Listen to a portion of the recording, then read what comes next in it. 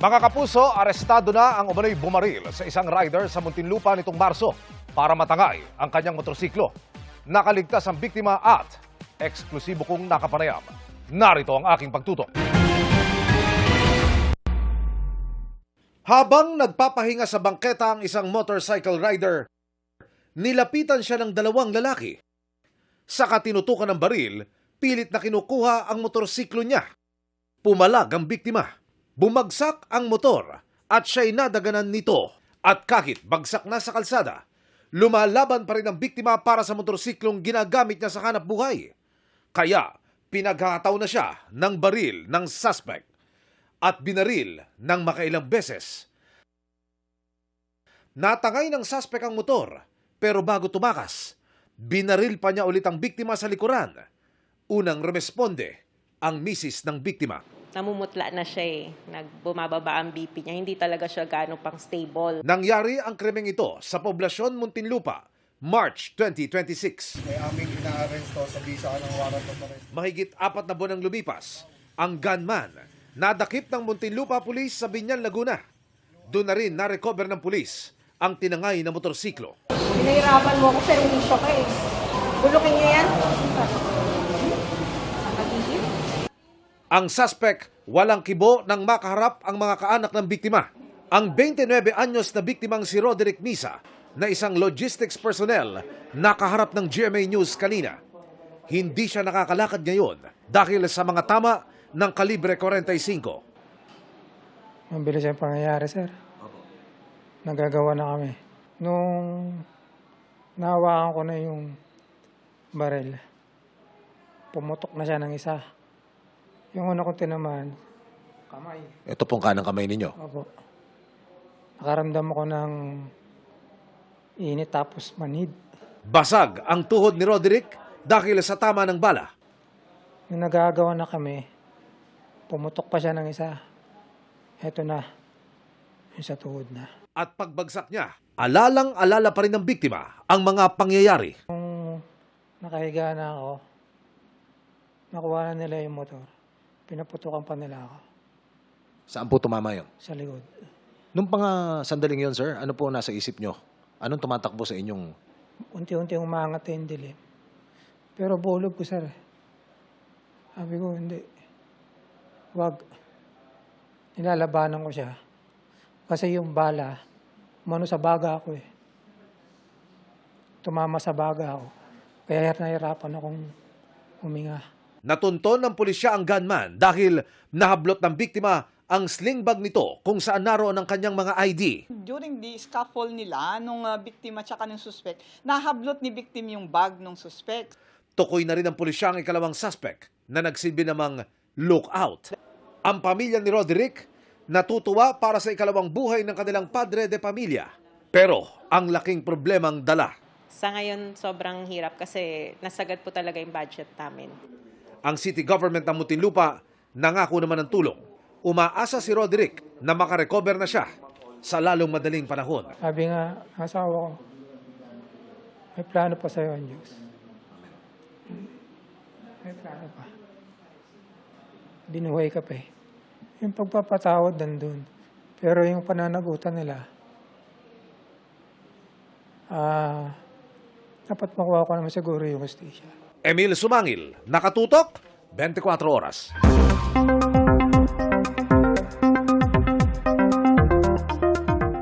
Maulang Huwebes sa ilang bahagi ng bansa, pero magtutuloy pa kaya yan hanggang weekend? Alamin natin kay Amor La Rosa ng GMA Weather Center.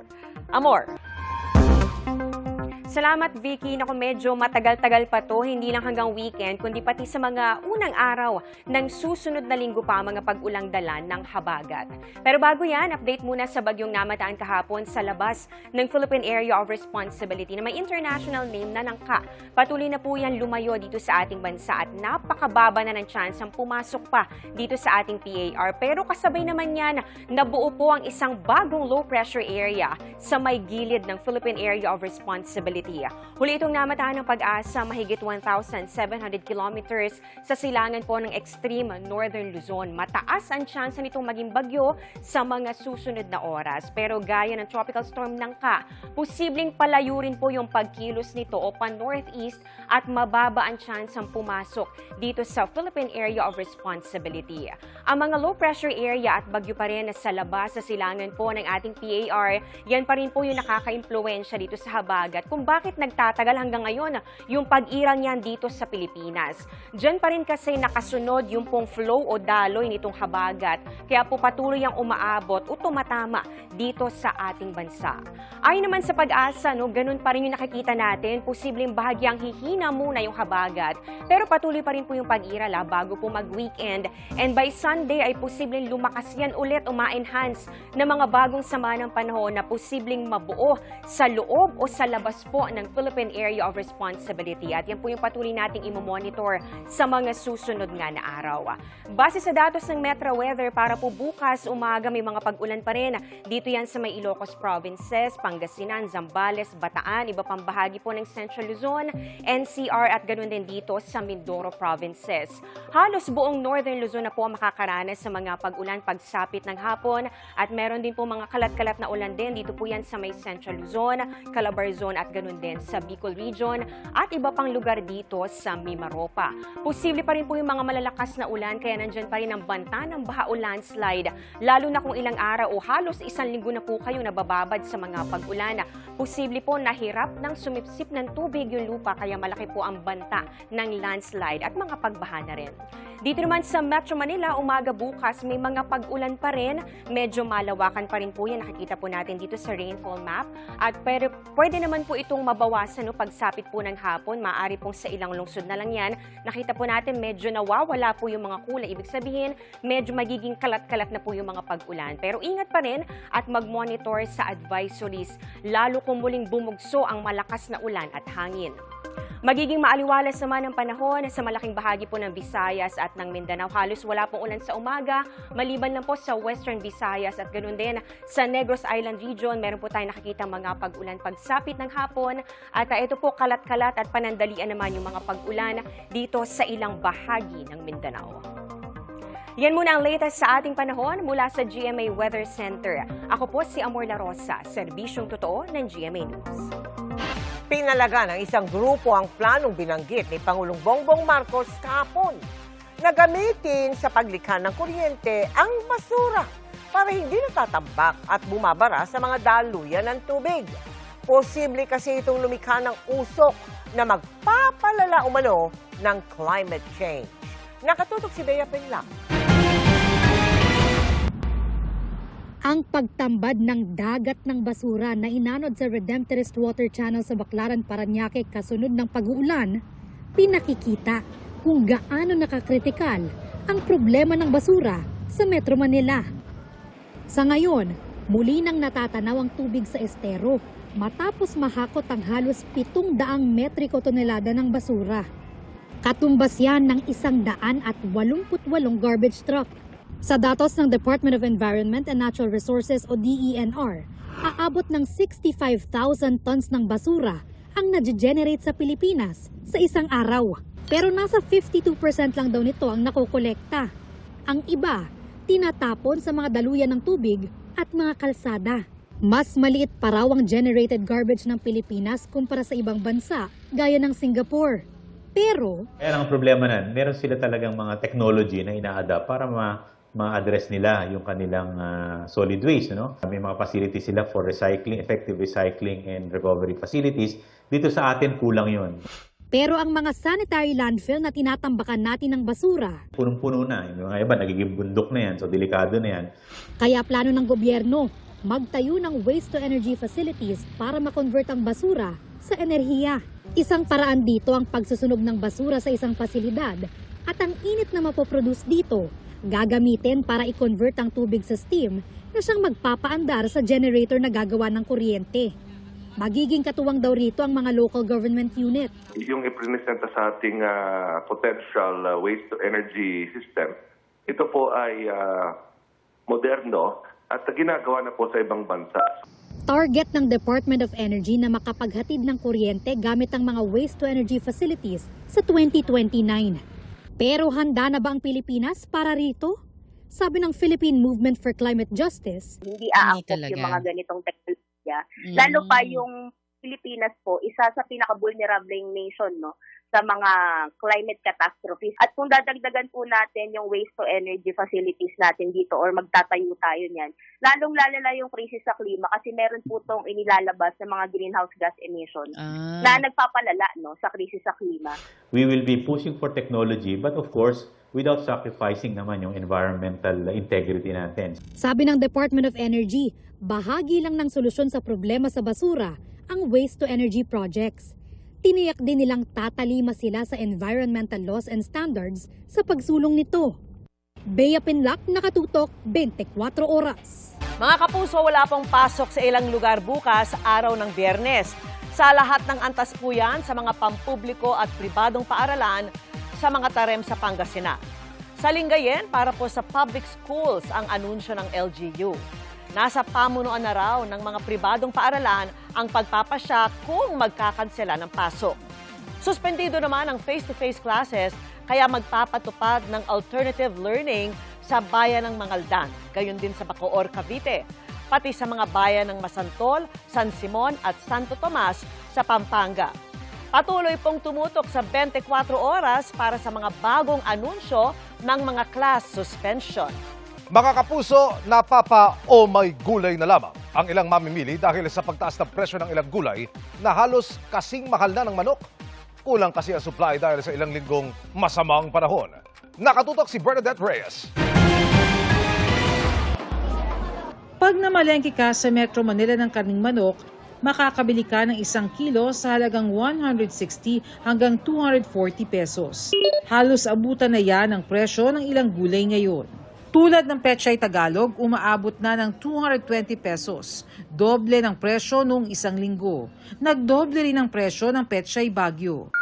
Ang ibang upland vegetables tulad ng carrots, patatas at repolyo, nagmahal ng 10 hanggang 30 pesos kada kilo. Ang lowland vegetables naman gaya ng ampalaya, talong at sitaw, nagmahal ng 10 hanggang 50 pesos kada kilo. 1,000 tong pera ko eh. Oh, magkano lang ito? 200 natira. Wala pa yung ano ko dito. Pambili ko ng tinapay. Kulang kasi ang supply dahil sa pinsala ng mga gulayan. Kabilang sila sa mahigit 3,000 metriko toneladang high-value crops na naapektuhan ng masamang panahon. Sunod-sunod po yung bagyo natin, medyo nasasalanta po talaga ng bagyo. So wala pong mapitas ang mga biyahero. Sa Marikina Public Market, pinakamalaki rin ang itinaas ng mga green leafy vegetables. Ayun down talaga malaki ang itinaas noon. Mahigit kalahati. Nasa lupa lang sila mababa. Pag inabot ng baha, was out. Mahigit 13 metriko toneladang palay ang nasira rin. Bukod sa gulay, tumataas rin ang presyo ng isda ngayon dahil nahihirapang pumalaot ang mga mangingisda. Sa monitoring ng Department of Agriculture, tumaas na ang presyo ng bangus, alumahan at galunggong. Dito nga sa Marikina Public Market, yung galunggong ng nakaraang linggo ay 280 pesos lang kada kilo, ngayon nasa 380 pesos na kada kilo.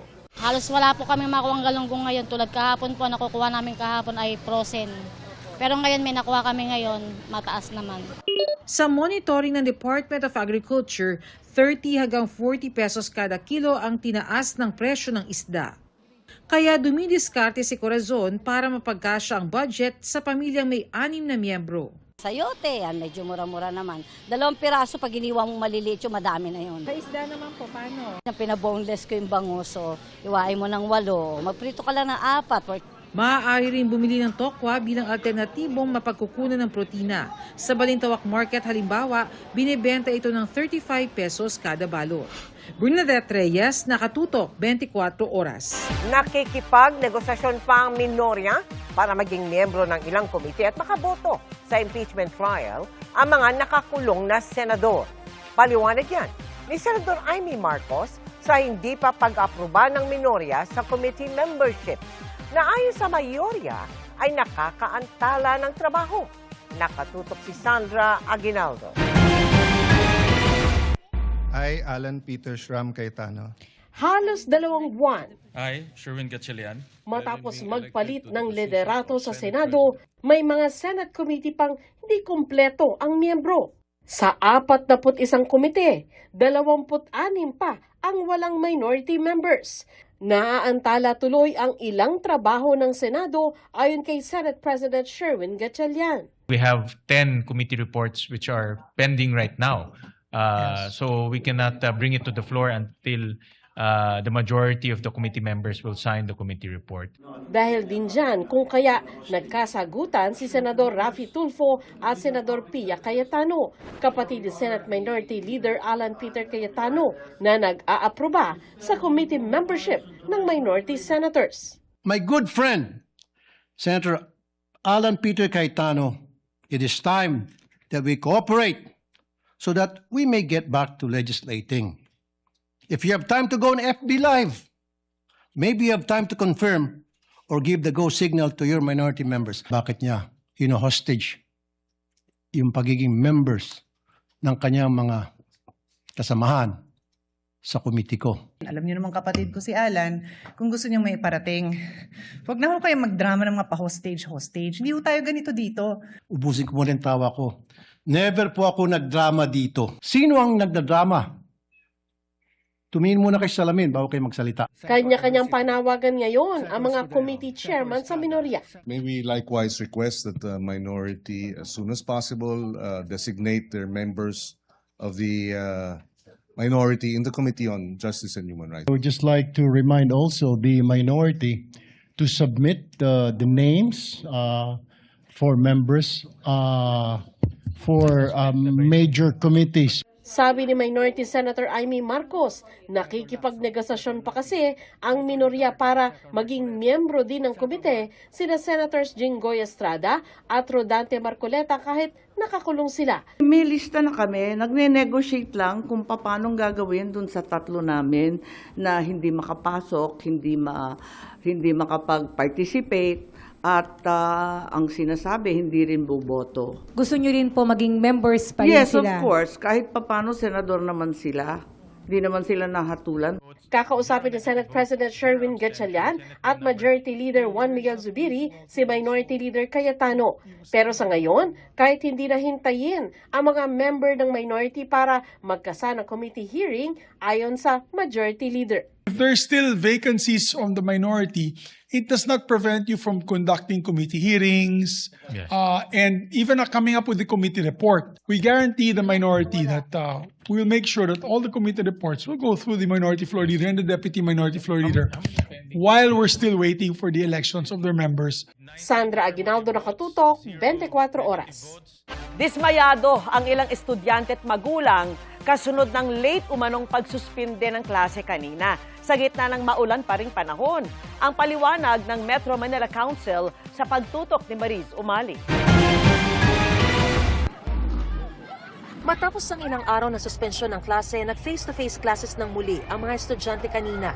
Pero dahil sa patuloy na pag-uulan dulot ng habagat, sinuspindi ng mga lokal na pamahalaan sa Metro Manila ang panghapong klase bago mag-alas 12 ng tanghali at pinauwi ng mas maaga ang mga pang-umagang klase. Pero dahil sa patuloy na pag-uulan dulot ng habagat, sinuspindi ng mga lokal na pamahalaan sa Metro Manila ang panghapong klase bago mag-alas 12 ng tanghali at pinauwi ng mas maaga ang mga pang-umagang klase. May mga estudyante at mga nanunundong magulang ang nagreklamo dahil late na raw ang announcement. Magdamag na nga yung ulan kagabi.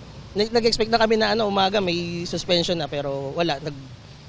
Hindi nagsuspend. Sana po nagsuspend na po sila ng maaga para hindi na rin po kami naabala. Kasi may gawain rin naman po sa bahay kung papauwiin din po. Gumastos po kami ng pamasahe po. Nakakapagod din po kasi pag pumasok ng umaga, tas isususpend din po nila ng hapon. Baka magkasakit yung mga bata kasi hindi maambon, maulan. Dapat maga sila nagsuspend kasi nag-uulan na, dapat din nila pinapasok yung mga bata. Sinuspendan nila. Ang mas inaalala raw ng iba, ang posibleng epekto ng panay-panay na class suspension. Na atrasado na yung mga lessons nila. Medyo nagiging putol-putol po kasi po, yung learning po kasi po nasa loob lang po kami ng bahay at hindi po kami natututo. Kahit po nagbibigay pa po sila ng mga work. Malungkot po kasi po hindi po kami makakapag-aral Tsaka ano po, lagi na lang pong walang pasok. Hinihingan pa namin ng pahayag ang iba't ibang lokal na pamahalaan. Pero si San Juan Mayor Francis Zamora, ang Metro Manila Council President, humingi ng pangunawa. Hindi pa naman daw kasi umuulan nung umaga. Ang katotohanan po niya, napakahirap po talaga mag-desisyon pagdating po sa mga suspensions because one, we also just rely on forecast. At hindi naman po lahat ng forecast ay tama din. Sa mga pagkakataon naman daw na nasulanta ng husto ang mga paaralan ng mga kalamidad, sinabi ni Deputy Secretary Sonny Angara na may tinatapos na silang panuntunan para malinaw kung kailan sususpindihin at manunumbalik ang klase. Actually, for finalization na yun halos planchado na yun. I-approve na lang ni Presidente yun. We're trying to introduce some more localized para tulad ng ginagawa sa Pasig, hindi lang si Mayor nagsususpend. Tinatanong niya yung mga eskwelahan kung kailangan ba mag-suspend dun sa area nila. So, mas granular siya, mas localized yung suspension. Mariz Umali, Nakatutok, 24 Oras. Mas matayog pa ang next target ni Olympic pole vaulter EJ Obiena matapos ang sunod-sunod na gold medal nitong mga nakaraang linggo. Next na ang World Pole Competition at 4 na iba pa. At may inaasahan din siyang maabot ng mga atletang Pinoy, kabilang po si Alex Ayala. Ang exclusive interview sa kanya sa pagtutok ni JP Soriano.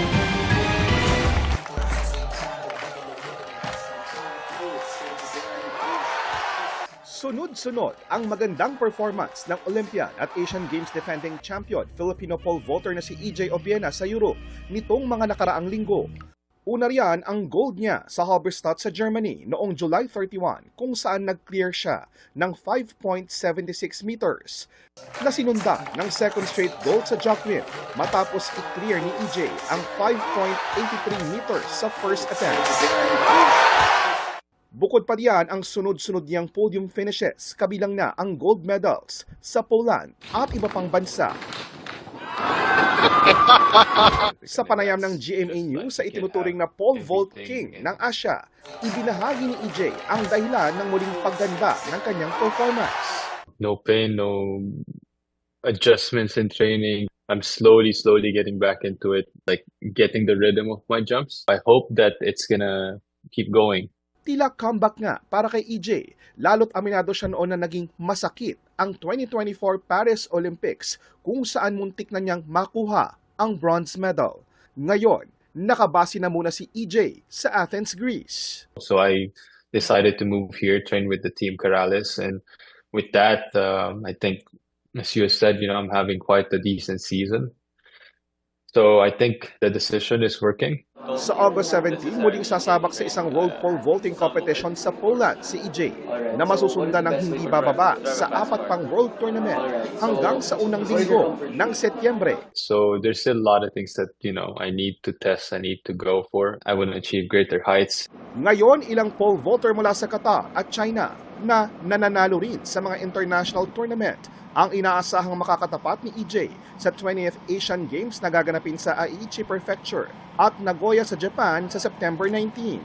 I'm in a way looking forward to it. Of course, there's nothing fun when success is guaranteed. And I think that's the beauty of every competition. There's always probability that you would lose. It gives you that extra push, that extra energy, that extra concentration to really give it your all. Pangako ni EJ sa mga kababayan. I'm gonna give it my all. Hopefully by the end of the competition, I have the gold medal around my neck. Umaasa rin daw si EJ sa Asian Games na magkaroon ng pagkakataong bigyan ng karangalan ang Pilipinas kasama ang iba pang atleta, kabilang na ang Filipino tennis ace na si Alex Ayala na nagsabing target niyang lumaban sa Asian Games. She's on fire and I think she's one of the best, if not the best, tennis player. Looking forward to hopefully be able to watch them in Asian Games and represent the country together. JP Soriano, Nakatutok, 24 Oras.